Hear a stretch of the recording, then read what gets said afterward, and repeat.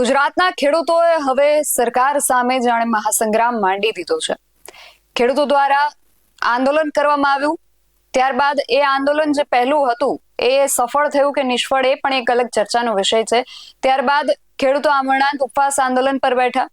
સતત 17 થી 18 દિવસ સુધી 19 દિવસ સુધી આ આમરણાંત ઉપવાસ આંદોલન ચાલ્યું અને એના પણ પારણા કરી લેવામાં આવ્યા અને ત્યારથી જ ખેડૂતોએ કહી દીધું હતું, જાહેરાત કરી દીધી હતી કે હવે અમે ખેડૂત આંદોલન પાર્ટ 3 ની તૈયારીઓ કરી રહ્યા છીએ। જે પ્રમાણે ખેડૂતોએ જાહેરાત કરી હતી એ પ્રમાણે આજે ખેડૂતોએ મોરબી કલેક્ટર કચેરી તરફ વિશાળ સંખ્યામાં કૂચ કરી દીધી છે અને ખેડૂતો ટૂંક જ સમયમાં હવે મોરબી કલેક્ટર કચેરીએ પહોંચીને આવેદન આપવા જઈ રહ્યા છે। હજારોની સંખ્યામાં ખેડૂતો જે છે એ મોરબીમાં આજે એકત્રિત થયા છે અને મોરબી કલેક્ટર કચેરી તરફ ખેડૂતોએ કૂચની સાથે ખેડૂત આંદોલન પાર્ટ 3 ની શરૂઆત જે છે એ કરી દીધી છે। શું છે સમગ્ર વિગત તેના વિશે વાત કરીએ આ અહેવાલમાં। જય હિન્દ, BSI ન્યૂઝ પર આપની સાથે હું છું નીતિ ગઢવી। ગુજરાતની અંદર ખાનગી કંપનીઓના જે વીજ પોલ આવી રહ્યા છે એના માટે સરકારે જે નવી વળતર નીતિ જાહેર કરી છે એનો ખેડૂતો જે છે એ ખુલ્લો વિરોધ કરી રહ્યા છે। આ નીતિના અસ્વીકાર પછી આંદોલન પાર્ટ 3 હેઠળ હવે આજે મોરબીની જે મહેન્દ્રનગર ચોકડી છે ત્યાંથી કલેક્ટર કચેરી સુધી ખેડૂતોએ કૂચ કરી દીધી છે। ખેડૂતોની સાથે ખેડૂત પરિવારની જે મહિલાઓ છે એ પણ જોડાઈ છે અને મહિલાઓ અને ખેડૂતો સહિત અંદાજે 1200 થી 1500 જેટલા લોકો જે છે આ રેલીમાં જોડાયા છે અને ખેડૂતો દ્વારા કલેક્ટરને વિવિધ ગ્રામ પંચાયતોના લેટર પેડ સાથે નવા જે પરિપત્ર છે એનો વિરોધ કરશે અને એમની જે માંગણીઓ છે એ મુજબ વળતરની માંગણી કરવામાં આવશે। ખેડૂતોની મુખ્ય માંગણી એવી છે કે એમના ખેતરોની અંદર જે વીજ પોલ ઉભા કરવામાં આવી રહ્યા છે એના નુકસાનને ધ્યાનમાં રાખીને એમને પૂરતું વળતર આપવામાં આવે। ઉલ્લેખનીય છે કે આ જે આંદોલન છે એની શરૂઆત તો મોરબીના જેતપર ગામે થઈ હતી, જ્યાં ખેડૂતો ખાનગી જે વીજ કંપની છે એના વીજ પોલ સામે પૂરતા અને સમયસર વળતરની માંગણી કરી રહ્યા હતા। અગાઉ પ્રતિક ઉપવાસ આંદોલન કર્યા, ત્યારબાદ 19 દિવસ સુધી આમરણાંત ઉપવાસ આંદોલન પણ ચલાવવામાં આવ્યું અને આ દરમિયાન સરકારે ખાનગી વીજ કંપનીના વીજ પોલ અને કોરિડોર માટેની જે નવી વળતર નીતિ હતી એની જાહેરાત કરી અને એનો પરિપત્ર પણ બહાર પાડ્યો।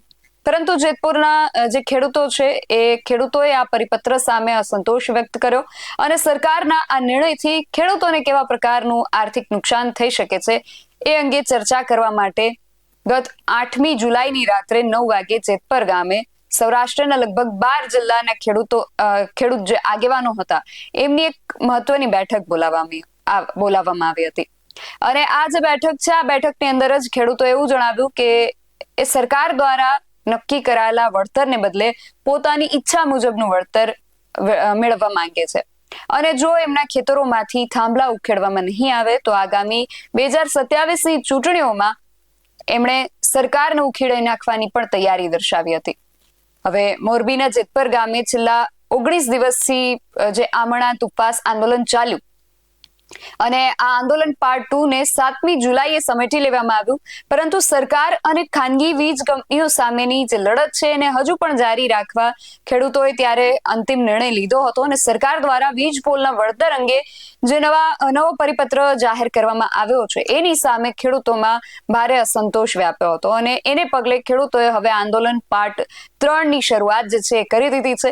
હાલ મોરબીથી જે દ્રશ્યો સામે આવી રહ્યા છે, ખેડૂતોએ હજારોની સંખ્યામાં કલેક્ટર કચેરી તરફ જે કૂચ કરી છે એ દ્રશ્યો પર એક નજર કરીએ।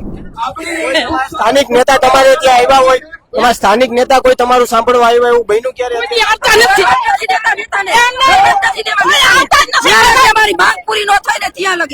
મત આપ્યા ત્યારે વાત કરતા હોય છે કે અમે મત આપો તમારા કામ કરીશું,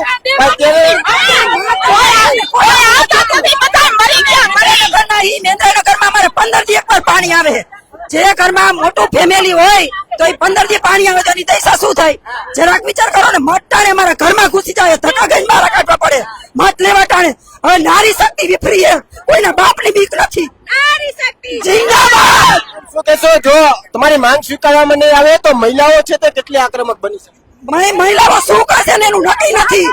અમે અમારા ભાઈઓ અને અમારા બાપ જ્યાં જઈશે અહીંયા નારી શક્તિ એની હારે જઈશે અને એની હારે ખરાબ કે ઉભી રહેશે। રાયતી ઉપવાસ કરતા એની હારે અને એની સાથમાં કોઈના બાપની બીક નથી, અમે એના બાપની બીક નથી। બાકી જમીને નહીં જ રાખવા દે અમે.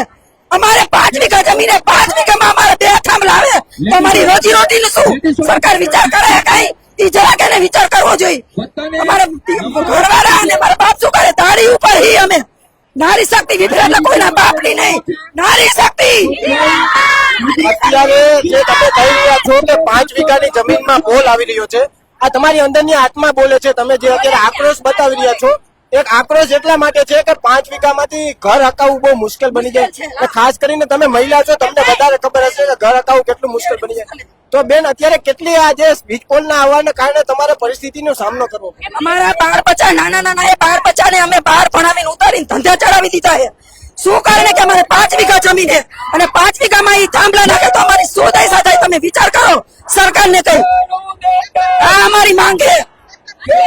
સરકાર પૂરું કરવા આવશે, અમને પગાર ઈ ચાલુ કરશે. અમારા ઘરના માણસને સવારમાં 6 વાગે જાય ને રાતે 10 વાગે ઘરે આવે. જાન ઘરે ખાવા કા પામતા નથી.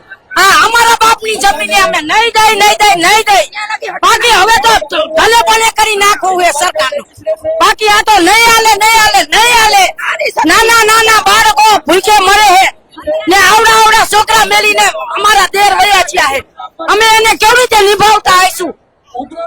કાંઈક વિચાર કરે સરકાર ને કે અમારી જમીન તમે લઈ લ્યો, આ તમે નહીં સુખી થાવ, દુખી થઈશો. બાકી તમારા બાપની નથી, અમારા બાપની જમીને નહીં દે. અત્યારે ખાસ કરીને વાવણીનો સમય હોય છે, વરસાદ થશે એટલે લોકો ખેડૂતો વાવણી કરવા જતા હોય. પરંતુ ખેડૂતને અત્યારે આ આંદોલન કરવું પડે છે, તો ખેડૂત તેમના ખેતરમાં વાવણી કરવા જાય કે આંદોલન? એ છે મોટો પ્રશ્ન. તમે સમજો છતાં તમે આ કોઈ હમું નથી જોતા તો અમારે શું કરવાનું હવે? અમારી જમીન એના થાંભલાના હિસાબે તો પડતર રહેશે, પણ અત્યારે વાવણી થઈ ને તોય અમારો ખેડૂત હટતો નથી અહીંયાથી. તોય રાત દિવસ હાજરી દઈએ. તો હવે તમે સરકાર જાગો, અને ન જાગો તો અમે નારી શક્તિ જાગશું ને અમારા ભાઈ ને બાપ ની હારે રહીને અમે કામ અમે સિદ્ધ કરશું. મહિલાએ સ્કૂટર રેલી કાઢી હતી, જેતપર સુધી છે તે સ્કૂટર બાઇકની રેલી યોજી હતી. પરંતુ આગામી સમયમાં એવી કઈ જરૂર પડશે તો ગાંધીનગર સુધી મહિલાઓ જશે. અમારા ભાઈ ને બાપ ભાઈ અમે જઈશું. ભૂલ તમને કહીએ અમે એની સાથે જ રહીશું અમે. તો ખેડૂતો જે છે હવે લડી લેવાના મૂડમાં દર્શાઈ રહ્યા છે.